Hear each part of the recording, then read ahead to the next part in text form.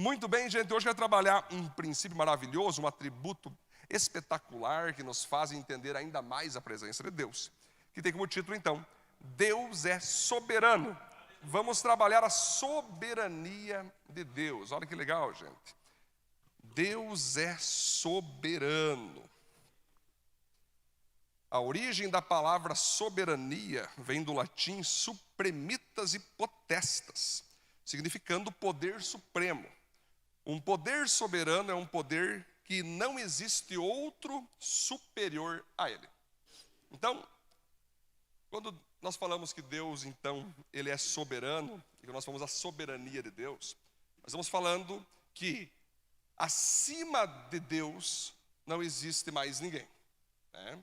Acima de Deus não existe mais nenhum outro poder. Interessante que uma vez o presidente do Chile foi visitar o STF. Isso até eu compartilhei no YouTube, está lá, enquanto não derrubarem aquele estudo.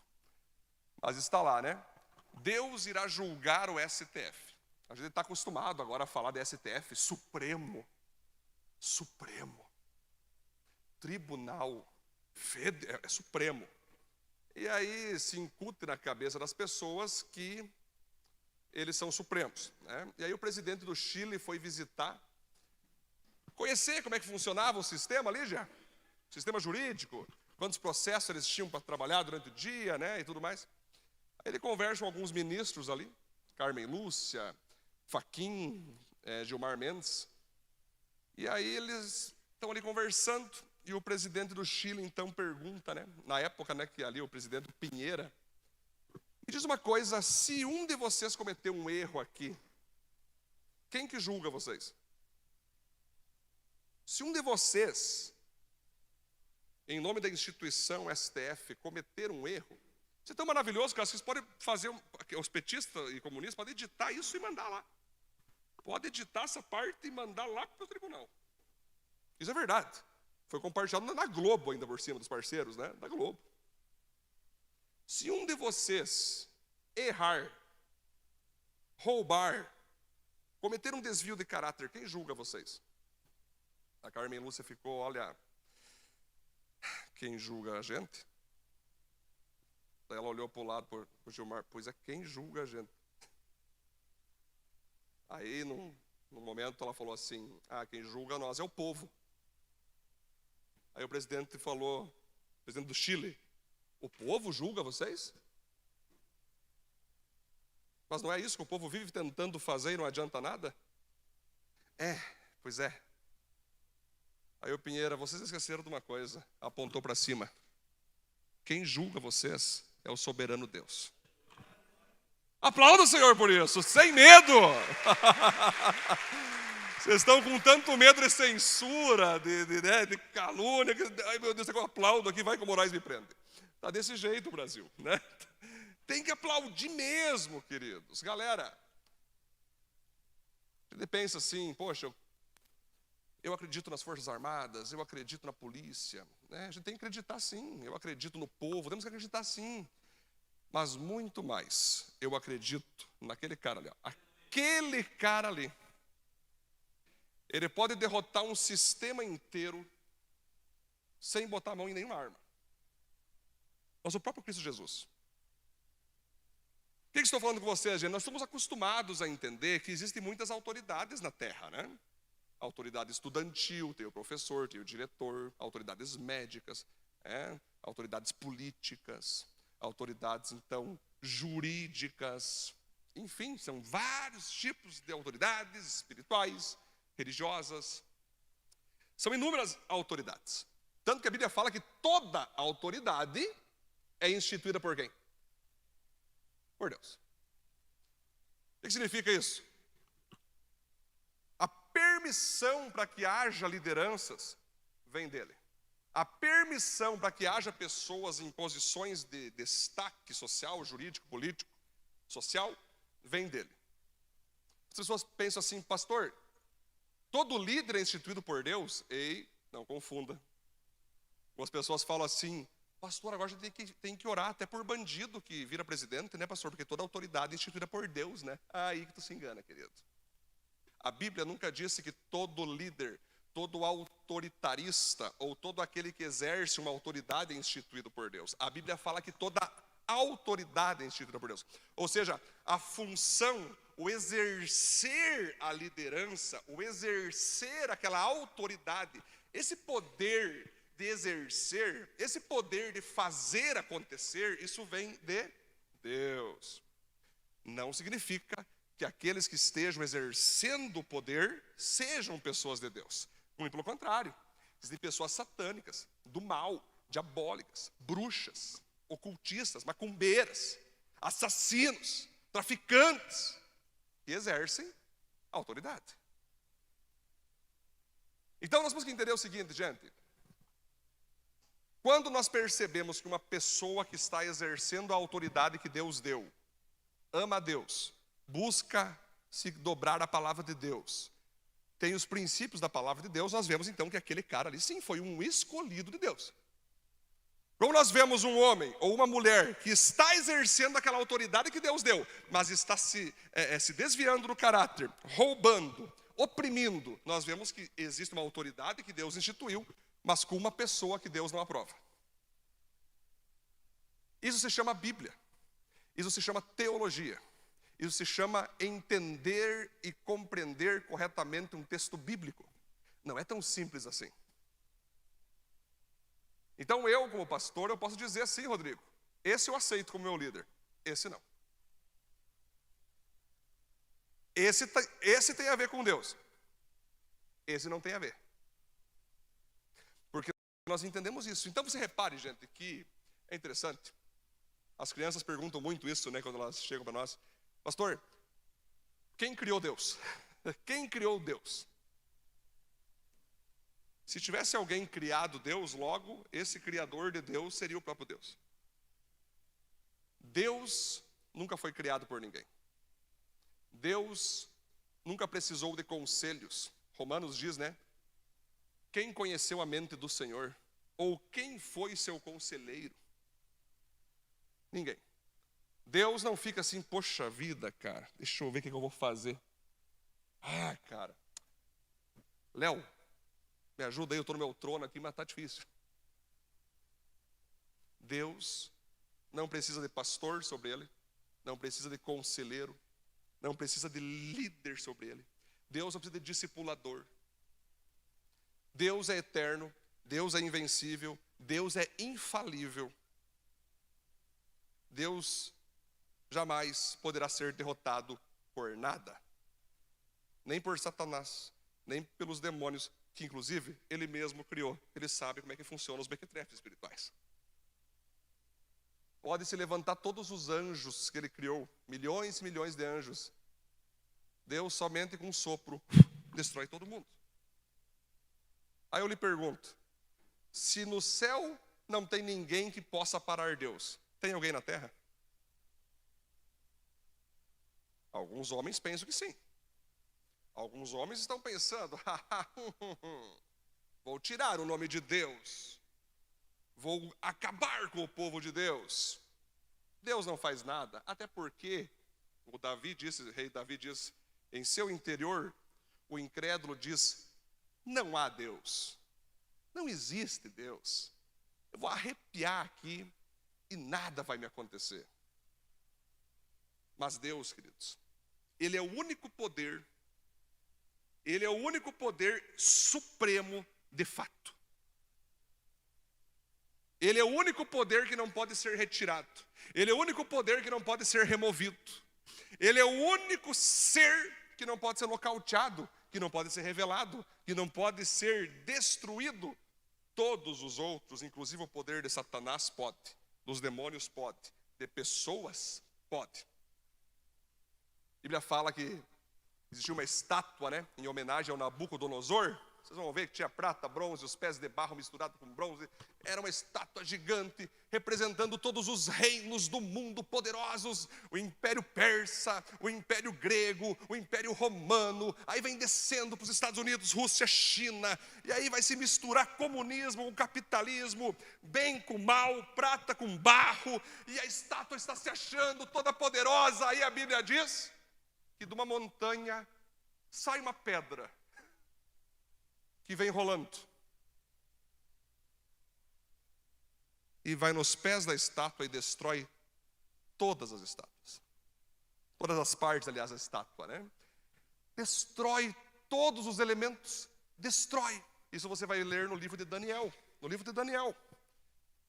Quando o governo de Cristo Jesus chega com força, destruindo todos os outros poderes e soberanamente institui o seu poder na terra. A pedra, né? Vamos ver o apóstolo Pedro dizendo: Jesus é a pedra que os construtores rejeitaram. Jesus é aquela pedra que os construtores jogaram fora. Ele é a pedra angular, que aquele que cai em cima voluntariamente é quebrantado. Mas agora aquele que não quer cair e se quebrantar nessa pedra, a pedra cai em cima dessa pessoa e a destrói. Você tem duas opções quando você se depara com a presença de Cristo Jesus: ou você é quebrantado ou você é quebrado. Mesma coisa digo sobre o planeta Terra e as nações e as pessoas e os poderosos. Eu fico vendo os poderosos, eu gosto de analisar pessoas que estão embutidas de poder. Eles se vestem assim e se acham, né? Rejeitam Deus diariamente, rejeitam a presença, rejeitam o povo de Deus, fazem pouco caso da igreja estabelecida na terra. Aí o cara está de helicóptero, cai o helicóptero. Está de jatinho particular para ir para Londres. Ninguém entende o porquê. Mas ele entende. Aí está lá o poderoso, se achando tal. Diagnóstico de câncer. Em pouco tempo, acaba tudo. Gente, é interessante, né, que falei com os jovens ontem, existe um perfil, uma nova ideologia que se chama meu corpo, minhas regras. Interessante. Todos nós vamos envelhecer um dia, certo? Todos nós vamos pegar alguma doença um dia ou não? Pois é. Todos nós temos enfermidades de tempos em tempos. Qualquer hora dessa nós vamos partir dessa para melhor ou para pior. Aí eu lhe pergunto nesse momento: o meu corpo é minhas regras ou é as regras dele? Então, galera, essa historinha de meu, tô fora, é dele. Minha não, dele. Colossenses vai dizer no capítulo 3, quando o apóstolo Paulo fala para os colossos que estão ali: porque dele, por ele e para ele são todas as coisas. Não sei você, mas o Espírito Santo está muito forte aqui. Não é teu, é dele. Ah, pastor, mas o salário é meu. Não, é dele. O carro é meu. Não, é dele. A casa é minha que eu suei para conquistar. Sinto lhe informar, é dele também. Como assim é dele? 5 da manhã eu acordava. A saúde é tua ou é dele? A força que te levou a conquistar o que tu tem vem da onde? Vem dele. Porque se Deus quisesse, queridos, em apenas 1 milésimo de segundo, ele acabava com a nossa vida, meu Deus do céu. Aí você acha que vou ter medo de Alexandre de Moraes?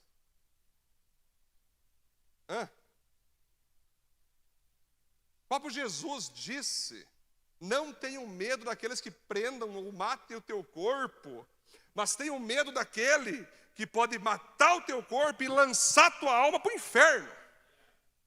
Então, galera, vocês entendem o que eu estou falando aqui? Nós somos filhos de Deus. Isso significa que mexeu comigo, mexeu com ele, cara. Está na tua mão, Senhor. Eu creio nessa soberania de Deus. Às vezes Deus olha do seu trono para a terra e vê as nações se achando, né? Os presidentes, Agenda 2030, comunismo, socialismo, né? Dólar, bolsa, ações, né? Aquela coisa toda, se achando tal, indo para Marte, não conseguindo mais ir para a Lua, não se entende por quê. Fica a pergunta, por que não mais? Fico imaginando Deus, Léo, olhando para os homens, se achando, né? Eu penso mais ou menos, sabe como, Léo? Esses dias eu ouvi o Natanael querendo fazer briguinha comigo, né? Ele ficava assim comigo. Vem, filho, vem. Ele me dava um soco bem forte, assim. Tu me bateu mesmo? Cadê? Ele faz, e vem, né? Vai, filho, vai. Não, não. Estou sendo atingido. Meu filho é muito forte. Fico imaginando Deus olhando para os Xi Jinping, né? E olhando para essa galera toda. Fiz uma bomba nuclear. E Deus, botei um foguete em Marte, você viu, Deus? Uau, estou surpreso. Gente, o nosso Deus é maravilhoso. Eu só estou contando um pozinho do que Ele é. E já nos assusta. E já nos surpreende. Sabendo disso, eu lhe pergunto, o teu problema, a tua dificuldade, a tua dor, a tua enfermidade, é grande perante Deus ou é pequeno? O teu medo, a tua situação, né? Deus é soberano. Ele sim, eu tenho temor, amo estar com Ele e também tremor. Tenho muito medo de ficar longe dEle. Eu não me arrisco a ficar um segundo longe de Deus. Não. Eu não me arrisco a ficar um dia longe do Pai. Não, hoje eu vou dar uma desviada 24 horas somente, Senhor. É a mesma coisa que tu entrar num ninho cheio de cobra e leão e achar que vai sair vivo. Com o meu Deus não existe a possibilidade de me afastar dele. Porque o diabão, a Bíblia fala em Efésios, é como um leão que anda ao nosso derredor. Por que ao nosso derredor? Porque ao nosso redor tem anjos. Ele está ao derredor. Então, se eu for louco, 24 horas desviadinho, vou lá desviado, vou lá 24 horas, os anjos saem, os demônios entram e me derrotam. Eu já vi, gente, muitas pessoas morrerem, muitas pessoas pegarem enfermidades, muitas pessoas... Gente, esse dia eu passei na praça, até tomei um susto, meu Deus do céu. Eu falei, meu Deus, eu estava trabalhando aqui, orando até as 3 da manhã, estava eu e o Gê aqui. Fui pela praça ali, um dia antes da eleição, já foi um sábado, tô de boa, briga no meio da rua. Léo, eu indo com o carro, os caras na meia frente brigando, o cara com uma garrafa de uísque, querendo bater na cabeça do outro. Eu fui só orando, Deus, em nome de Jesus, tire da minha frente. Orei a Deus. E sabe o que aconteceu, gente? O meu carro impediu a briga, eles não conseguiam passar. Eu no meio, e eu, bom, Deus, faça-se a tua vontade agora. Aí o cara fugiu para a praça, e o cara não conseguiu, o carro parou no meio, velho. Eu tive que parar para não atropelar o que estava na frente. Aí tinha 2, né? Aí eu vi que o cara só me olhou assim, me fuzilou com os olhos. Eu olhei, glória a Deus, salvei uma vida aqui. Quem já viu o filme Para Salvar uma Vida? Pois é. Teve um propósito eu passar pela praça, mas pense no terrorismo, parecia, não sei não o que estava rolando ali. Se era bolsonarista contra petista, eu não entendi o que houve ali. Certamente de alguma coisa nesse sentido deu ali, né? Ele ia atingir o outro, Léo, com uma garrafa, aquelas de uísque, aquelas de vidro grosso, mas ia matar o cara. Olha só, o pastorzão salvou alguém sem nem perceber. Isso acontece. Por que tu não saiu para fora, pastor, e ordenou aos demônios? Não sou louco. Nós somos cristãos, hoje não é idiota, né? Deus não me enviou para sair para fora do carro e ficar até doido. Pegando aí, briga, né? Não, o que é isso? Isso aí não dá, né? Isso aí é que nem briga de casal, não bota a colher ali, que é tendel. Né? Então, gente, nós temos que entender que Deus é soberano. E para isso, nós vamos ir para o texto agora e para o nosso único ponto, então. Vamos lá. Sabemos, Romanos 8, 28 ao 30, sabemos que Deus age em todas as coisas para o bem daqueles que o amam, os que foram chamados de acordo com o seu propósito. Pois aqueles que de antemão conheceu, também os predestinou para serem conformes à imagem de seu Filho, a fim de que ele seja o primogênito entre muitos irmãos. E aos que predestinou, também chamou. Aos que chamou, também justificou. Aos que justificou, também glorificou. Amém? Palmas de Deus para esse texto, gente? Glória a Deus, né? Esse é um texto, então, que os teólogos da antiguidade, então, né, em especial o Calvino e o Armínio, se debruçaram para tentar entender quando Deus fala aqueles que antemão Deus conheceu, os predestinou, né? Aí o João Calvino, que foi um dos teólogos da época, entendeu aqui e criou sobre o planeta a teologia da predestinação, né?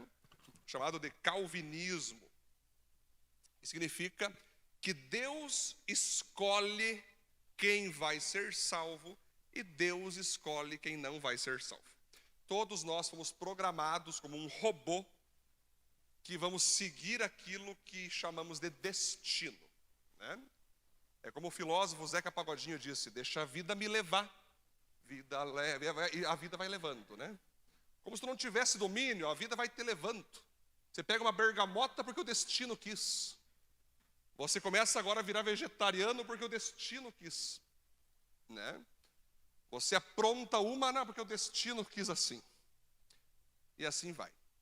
E o Calvino entende, então, que não adianta você fazer nada. Se você foi predestinado ao inferno, não adianta vir para a igreja, nem tentar ser santo, que Deus já decidiu tu ir para o inferno. Agora, se Deus decidiu tu ir para o céu, você pode fazer a farra, o que tu quiser, que no final vai dar tudo certo. No final tudo vai se resolver. Essa é uma teologia que o Calvino esquece, que nós nunca podemos pegar um texto isolado da Bíblia Sagrada, que possui 66 livros, e fazer um princípio. Tem que ser lido todos os livros possíveis da Bíblia para entender. Ele esquece de João 3,16, quando Jesus fala para Nicodemos que Deus amou o mundo tanto, que enviou o seu único filho para todo aquele que nele crer, não pereça, mas tenha vida eterna. Ele esquece do texto de Apocalipse 3,20, que diz: eis que estou à porta e bato, aquele que ouvir a minha voz, abrir a porta, eu vou entrar e jantar com essa pessoa. Ele esquece que o apóstolo Paulo, em suas epístolas, todas elas, diz da nossa liberdade em escolher fazer ou não fazer. Ele esquece que lá em Gênesis, quando Deus criou Adão e Eva, em especial no início, quando Deus criou Adão, ele falou para Adão: Adão, essas árvores tu pode comer, só não pode comer dessa aqui. E se tu comer dessa árvore aqui, no conhecimento do bem e do mal, você vai morrer. Então Deus, queridos, ele tem vários textos na Bíblia que já combatem imediatamente essa ideia que Deus escolheu cada um para ir para o inferno, cada um. Não existe isso. Aí chega um homem chamado Armínio, que para combater essa teologia, ele cria a doutrina arminiana, que se chama livre-arbítrio. Você é livre para escolher amar a Deus ou não amar. Você é livre para escolher servir a Deus ou não servir. Você é livre para olhar para a presença de Deus, achar ela maravilhosa, achar ela tudo para você, mas ainda assim você olhar para aquela presença e dizer: não, eu quero seguir o meu caminho. Eu quero seguir a minha ideologia, né? Então, quando nós vamos perceber, gente, o que é interessante aqui, quando nós entendemos, existe algo que eu quero colocar para vocês aqui, que não é nem calvinismo, nem arminianismo. Eu quero colocar hoje algo chamado soberanismo, Lucas. O que é o soberanismo? Deus, em sua glória, ele nos dá liberdade. Sim, nós temos a liberdade para fazer o que queremos, como nós queremos. Porém, existe um certo limite estabelecido que Deus colocou e que nenhum de nós pode passar. Por exemplo, quando eu estou com meus filhos em casa, né? Estou com o Nathanael, com o Benjamin lá, e eu não estou vendo eles, estou na cozinha ou tal, eu pego e fecho as portas dos fundos da frente, para que não tenha surpresa, Rodrigo, dele sair para fora, e eu não ver. Chaveia, esconde até a chave. O Benjamin, por exemplo, se eu não faço isso, daqui a pouco está lá na rua, no vizinho, tomando mato, eu não sei. Então, o que eu faço? Filhos, tão bom ver vocês brincando. Brinquem à vontade. Se quiser quebrar, quebrem. Capaz, eu não falo isso. Mas se forem quebrar, em nome de Jesus, não. Mas é nessa sala, é nesse ambiente aqui. Fiquem livres. E eles ficam livres mesmo. Eles decidem, brigam entre eles. Pegam o brinquedo, eu deixo eles livres. Choram, aí um olha a televisão. Daqui a pouco o outro já quer ir dormir. Daqui a pouco o outro já vai lá para a cozinha. E assim, quem tem filho pequeno sabe o que é. Quem já teve filho pequeno sabe como é que é. E na cabeça deles, eles estão vivendo a liberdade máxima. Mas não. O pai, sabendo que eles não têm maturidade para viver o que eu quero que eles vivam, o pai aqui, sabendo que eles não estão prontos para mim abrir a porta, deschavear ela, porque quando eles forem adolescentes, quando eles forem jovens, é diferente. Mas eu sei que eles não têm maturidade. O que eu fiz? Eu limitei a liberdade deles. Não tirei a liberdade, limitei a liberdade. E nisso eu mostrei o meu poder paterno sobre eles. É a mesma coisa quando Deus olha para nós, seres humanos. Ele soberanamente nos dá a liberdade, mas com limites. Vou te explicar com uma ilustração bem rápida. Você acha que não existe capacidade do homem destruir a humanidade? Você sabe que sim. O Covid, que eu tenho certeza, que foi criado num laboratório da China, trazendo governos de esquerda agora de volta ao mundo. E daí que tem aquela coisa, morreu meu tio, morreu aquela coisa, Aí ele imitou, não sei o que.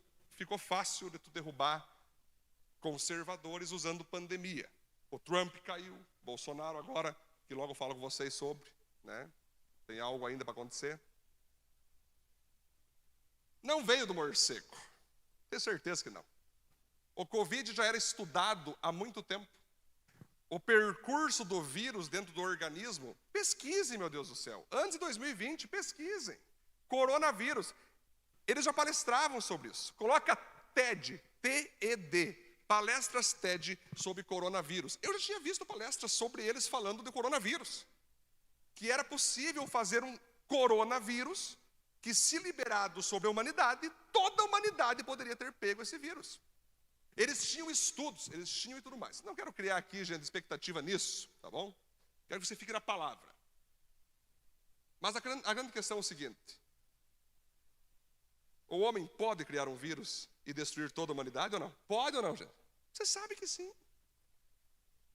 Nós temos bombas nucleares suficientes para destruir todo o planeta, sim ou não? O que falta, então, para isso acontecer? Falta maldade do homem para fazer? Não. O homem já viu? O homem já conseguiu bater o topo da maldade na terra já. Falta homens maus? Não. Falta decisões para fazer? Não. O que falta? Deus liberar. A Bíblia fala em Tessalonicenses, 1ª e 2ª Tessalonicenses, que aquele que não permite o mal agir ainda está na terra. Quando ele for tirado, aí sim tudo vai acontecer na terra. Quem que é esse ser que tem que ser tirado? É o Espírito Santo.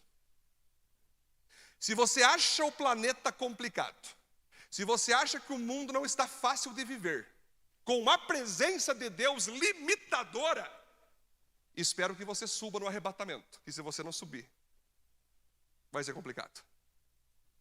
A Bíblia diz que aqueles que não subirem vão querer morrer e não vão conseguir. Vão querer se esfaquear e não vão conseguir. Porque não vai mais ter a possibilidade de você ter aquele limitador de maldades, Então, isso é a soberania de Deus. Isso é a soberania de Deus. Por isso, eu quero para o primeiro ponto, vamos lá. Deus sabe o que faz e também sabe o que permite. Isso vai passar lá no primeiro ponto lá. Quando o pessoal vai botando no telão, você tem na guia aí,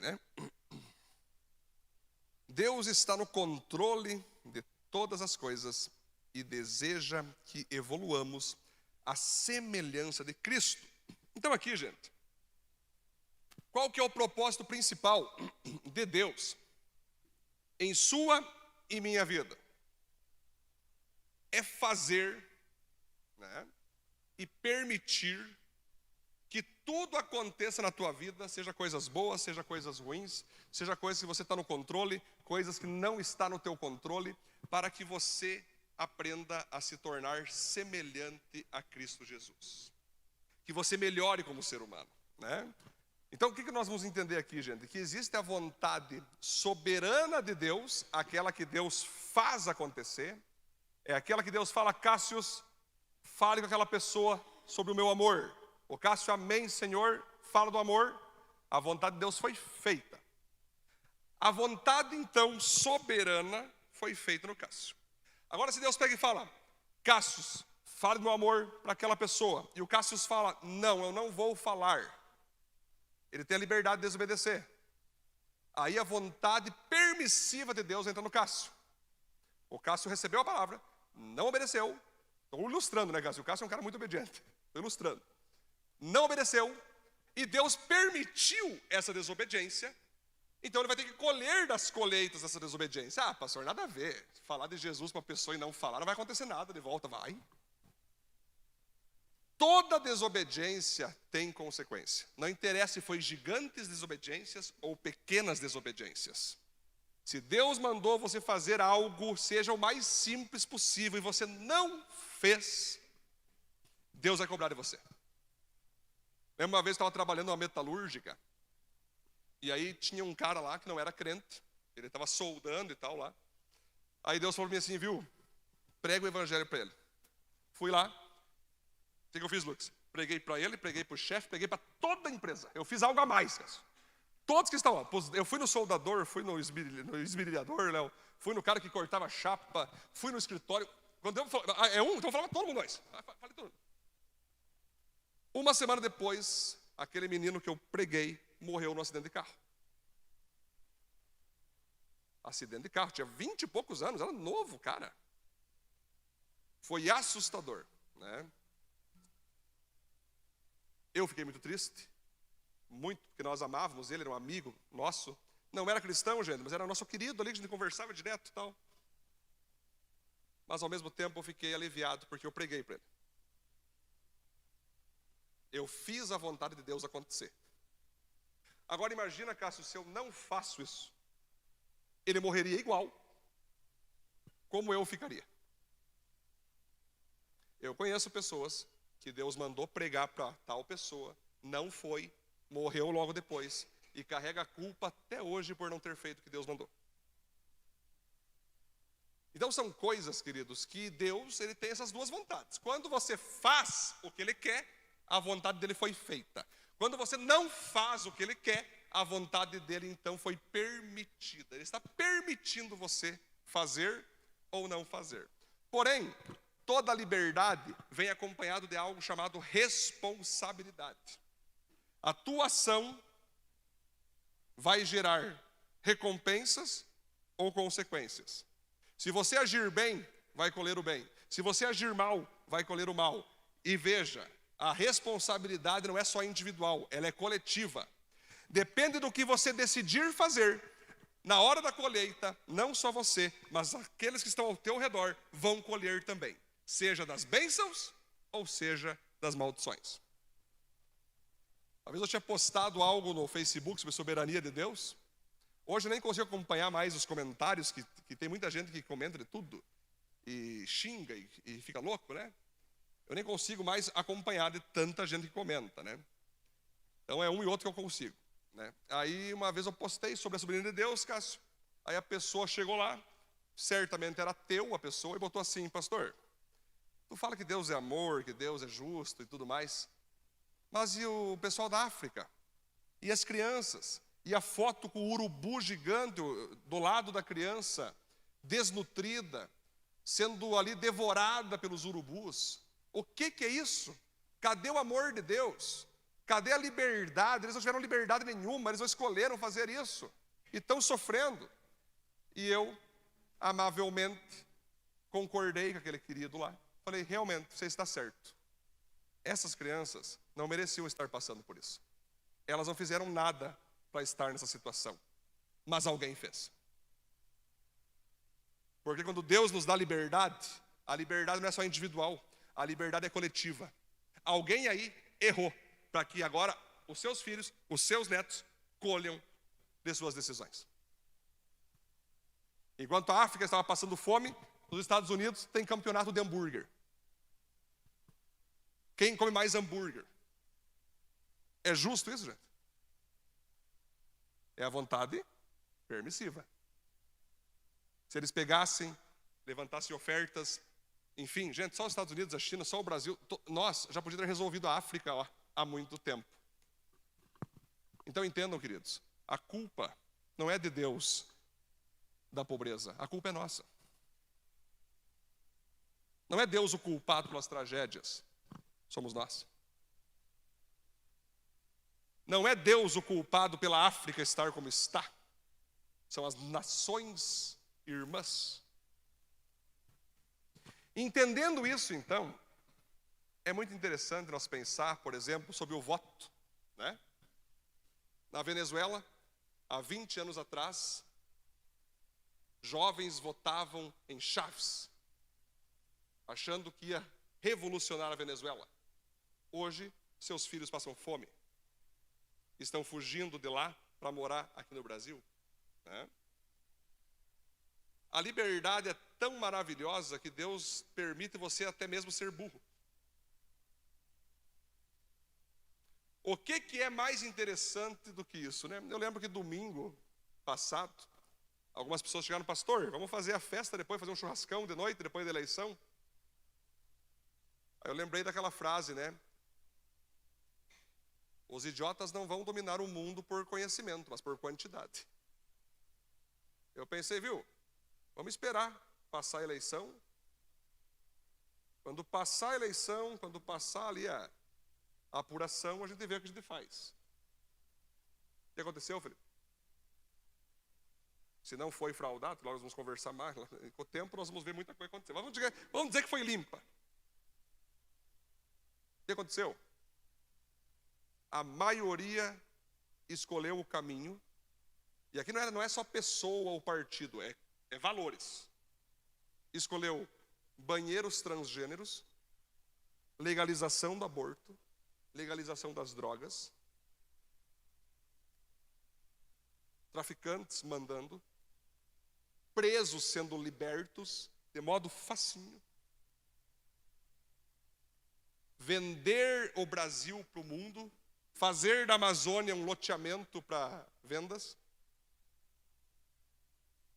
tirar Deus, tirar a palavra como padrão, a família não ser mais homem e mulher, mas homem, mulher com mulher, e aquela coisa louca, ideologia de gênero. Arrepiar com as igrejas, com os empreendedores, com os empresários, enfim, gente, eu podia ficar citando várias coisas aqui. Mas a grande questão é o seguinte: por causa de uma parte maior de votação, pergunto, a que não votou lá, vai sofrer junto ou não? Gente, que em nome de Jesus, tudo se cumprir, né? Ainda tem alguns dias para acontecer algumas coisas. Eu estou numa oração aí e vai acontecer uma surpresa e uma intervenção divina. Então, nós vamos trabalhar a hipótese que aconteceu isso aí, muda 2023 de governo e tudo mais. Eu estou pedindo para Deus que nós, conservadores e cristãos, se mostremos de tamanho número que até as trevas se convertam. E não consigam fazer o que eles querem, Léo. Porque Deus já declarou que a nossa nação é abençoada. Já declarou que a nossa nação é potência. Então não tem como, não vai ter como. Deus vai fazer milagres, seja antes agora de acabar o ano, seja depois. Então, galera, a eleição nos mostra que a tua e a minha liberdade não é individual, é coletiva. Eu cansei de atender adolescentes, meninas que se cortam os pulsos, meninos que tentaram se enforcar. Cansei de atender, perdi a conta. Aí quando tu pergunta por que você está fazendo isso, é porque o meu pai me odeia. É porque o meu pai trai minha mãe. Eles não me valorizam, eles não me notam. Eu quero me matar, eu quero dar um cabo na minha vida.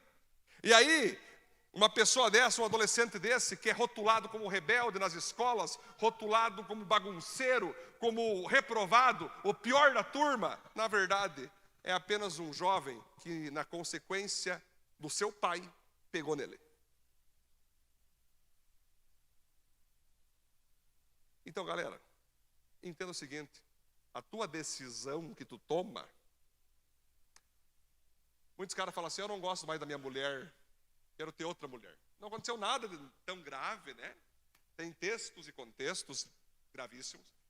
Ah, mas eu não quero mais ela, não vou mais com a cara dela. Tem filho, tem filha. Separa. Beleza. O filhote estava lá, acostumado a ver o pai e a mãe junto, acorda, ou só está com a mãe, ou só está com o pai.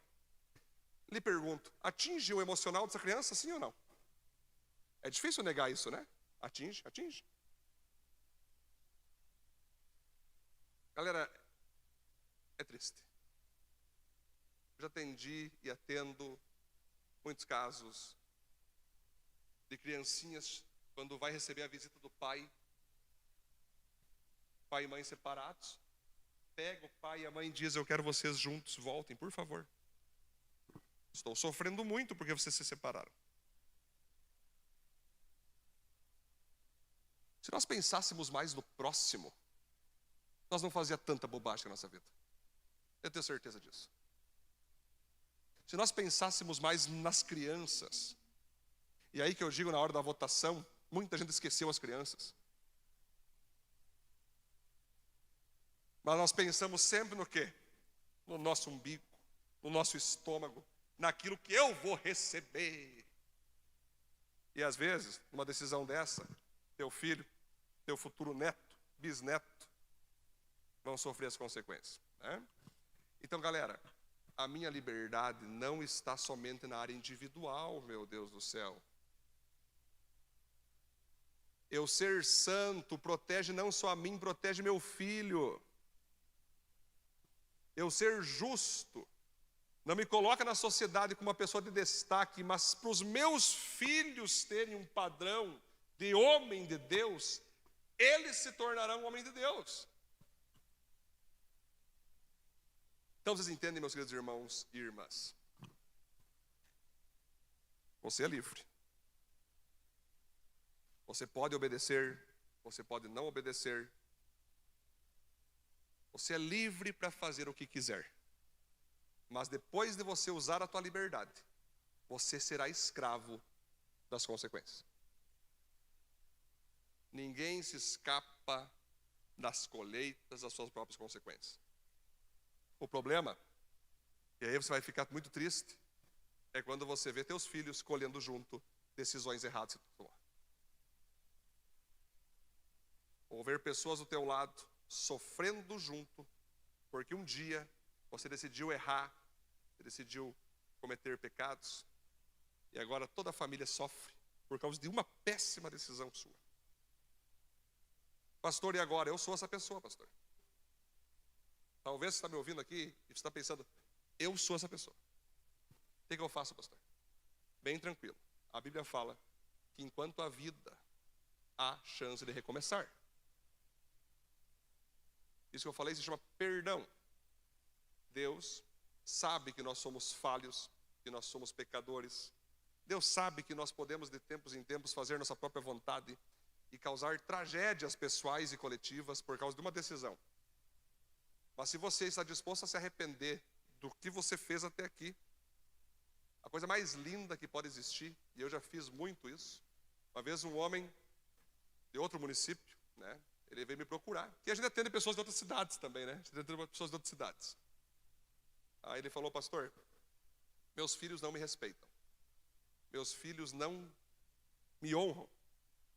A minha mulher não me honra, pastor. A minha família é de fachada.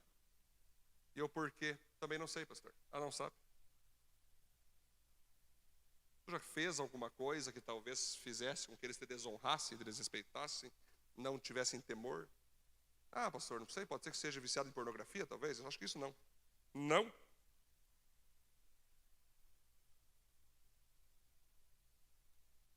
Um homem que era pego nas madrugadas com o seu notebook, os filhos levantavam para ir no banheiro, O pai lá, está fazendo, pai? Ah, filho, você vai baixar o notebook? Vai para lá, vai dormir. Sim, dá aí. O que é isso, pai? Descobriram a pornografia, contaram para a mãe ficou uma arara. Tem mulher que fala assim, é normal de homem tem que ser safado mesmo. Mais safado que esse homem é você que fala isso. Pelo amor de Deus, né? É a decadência moral, né? Ah, não, isso é normal, todo homem faz. Como assim? Perdeu o respeito dentro de casa. Totalmente. Eu falei para aquele irmão, você quer resolver isso? Quero, pastor. Primeira coisa que tem que fazer, pede perdão para Deus. Pede perdão para Deus agora sobre isso. Ele pediu perdão, chorou. Eu conduzi ele ao perdão em Deus. Me sinto mais leve, pastor. Tudo está resolvido. Eu, não. Isso é só a capa. O pior chegou. O que, pastor? Tu tem que chamar tua esposa, chamar teus filhos. Dizer que você reconhece que toda falta de respeito, de honra, de amor, enfim, foi porque você um dia permitiu que isso acontecesse na tua vida e você perdeu tua moral. Pede perdão para eles. Pede perdão para tua esposa. Tenha coragem de fazer isso. Para homem, nunca é fácil pedir perdão. Para mulher é mais fácil. Para homem é muito mais difícil. Mas ele pediu perdão para a família. Aqueles filhos choravam no pescoço dele, a mulher chorava, foi um culto ali. E ele restaurou a confiança e o amor dos filhos por ele, da esposa por ele. Porque eles entenderam, eles estavam com revolta dele, por causa da péssima decisão individual de se imoralizar sexualmente. Então, eu não sei qual que é o teu problema, o que você fez, talvez não seja nessa área, talvez seja numa outra área, talvez você é ausente em casa, trabalha demais, não tem tempo para a esposa, não tem tempo para os filhos. Talvez alguns tenham a filha no mundo, né? Uma vez um empresário falou comigo, ele tinha na época um restaurante, já vinha na nossa igreja, João, já vinha. E aí estava tendo uma festa na frente do restaurante dele, isso era de noite, né? Uma festa. Roupas imorais, aquela toda coisa, né? Alexandre de Moraes, aquela coisa toda. E aí, naquilo sai um casal de adultos, e senta e pede ali uma janta. Aí eles começam a falar, estão sabendo da Viva? Deus, aquela igreja ridícula. Estão sabendo que tem uma igreja agora que fica, né, querendo jovem, e pá. Só que o cara era da nossa igreja. Estou sabendo, sim. Inclusive eu vou nela. A minha filha vai nela. Toda a minha família está nessa igreja. E aí o casal, opa. Mas eles são meio loucos, tu sabe, né? Caminho de pé descalço, deixa a barba crescer. Aquelas loucuras que ninguém entende, nossos atos proféticos, né? Gosta de confrontar. Aquele irmão só perguntou, viu? Só uma pergunta, tu não gosta da nossa igreja? Tranquilo. Onde que está tua filha agora? Nossa filha está na casa de festa ali. Está curtindo ali um funkzinho. Pois é. Enquanto a tua filha está lá, bebendo todas, se pervertendo, a minha está na igreja. O futuro vai dizer quem que vai estar certo, se é eu ou se é você. A minha filha está feliz dentro da igreja, tem irmãs ali, ama o pessoal, serve a igreja. Agora a tua está na festa e tu está aqui dando risada, achando o máximo tudo isso. Aí depois acontece, Felipe, aparece grávida, com hip hop, de genro, aí sogrão, é nós tuta, é nós, já fumando, pá. Aí ele vai olhar para a mulher e vai dizer, onde foi que nós erramos? Aí Deus vai olhar, vai pro inferno.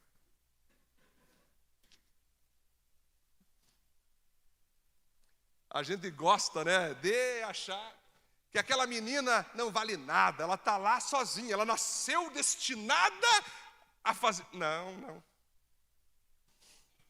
Não, galera. Não. Nós temos que parar de transferir nossas culpas para as pessoas. Entenda, por favor, que a tua decisão hoje vai custar, talvez, a vida daqueles que estão ao teu redor. Isso vale para decisões pessoais, para decisões políticas, para decisões sociais, para decisões religiosas, para tudo. Diz uma frase, fala bem assim, Cássio, essa culpa eu não carrego. Sim, mas a do outro tu vai carregar. É como se, tipo assim, eu não vai carregar a dele. Então, se nós não entender essa coletividade de responsabilidades e consequências, nós vamos ser pessoas sofridas. Conclusão. Finalizando, vamos lá. Seja alguém que facilite e não dificulte a vontade de Deus sendo feita em sua vida. Finalizo falando o seguinte. Esses tempos eu estava na sala com a minha esposa, aí o Natanael estava mais para frente, brincando com o seu helicóptero, né? Estava de costa para nós ali. E ele tinha derrubado alguma coisa, não lembro o que era, se era o pano dele, o bico dele, não lembro o que era o copo. E a Cintia falou assim, Natanael, pega lá. Tira do chão o que tu derrubou lá. E o Natanael literalmente fingiu que não ouviu a Cintia. Continuou. A orelhinha, eu vi que a orelhinha fez assim, mas ele fingiu. Aí a Cintia perguntou de novo, Natanael, vai pegar o que eu te falei. Ele simulou que ia olhar e fingiu que não estava ouvindo. E a Cintia falou um negócio que ia tomar algo dele, fez algum tipo de comentário, assim, de ameaça, não sei o que foi, vou ter que tomar não sei o quê. Ah, não. Ele pegou e tirou o que tinha lá. Na mesma hora o Espírito Santo precisou falar comigo. Tá vendo, filho? É assim que eu me sinto.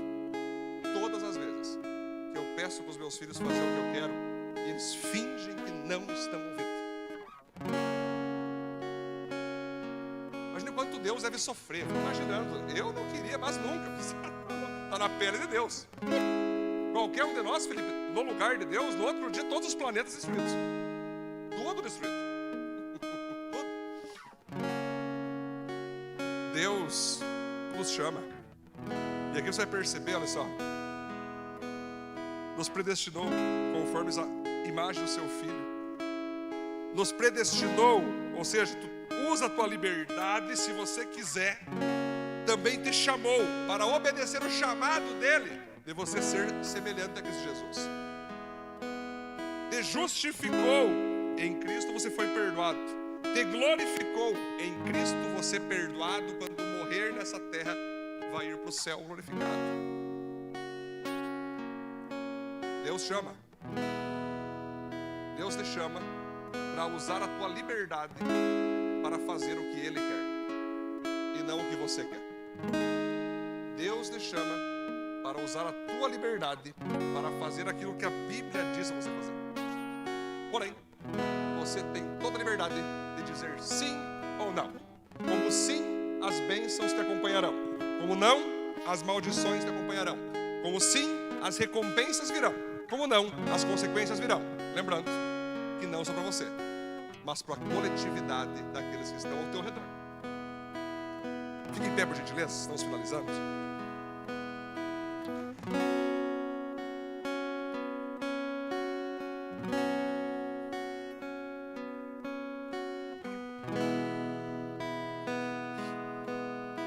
Talvez você